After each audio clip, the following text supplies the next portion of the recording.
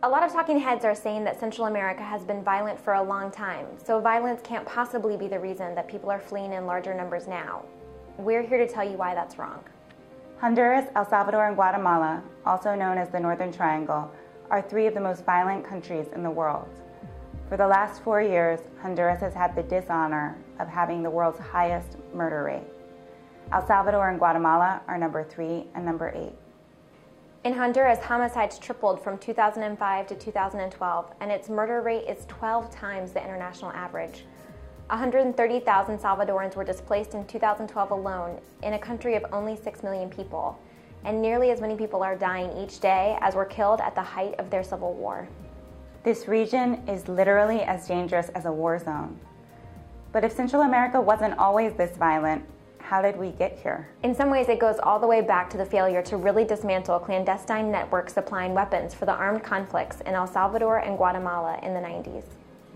In 2000, because of gains made in intercepting drugs in the Caribbean, the cartels began eyeing the land route through Central America. The 2009 coup in Honduras and the chaos that followed, including the haphazard dissolution and reconstruction of government institutions, allowed for the swift infiltration of government entities by organized crime, the wholesale corruption of the country's security forces and police, and the rise of politicians for sale. You have to keep in mind that Honduras, El Salvador, and Guatemala together are smaller than the state of Oregon. So you can imagine how a coup in Honduras would end up affecting its neighbors. Flush with illicit resources, political protection, and control over law enforcement, the criminal organizations are ascendant.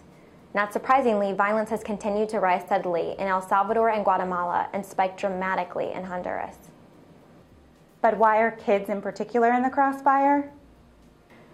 Street gangs that developed in the late 90s are now working with the big boys of organized crime, carrying out assassinations, extortions, and the forced recruitment of children as young as 6 years old in poor neighborhoods throughout the region, increasingly using join-or-die tactics. Schools are ground zero for this type of recruitment, and teachers that try to protect their students are killed. There are no real witness protection systems in these countries, so if you witness a crime or you are the victim of the crime, your only choice is to move.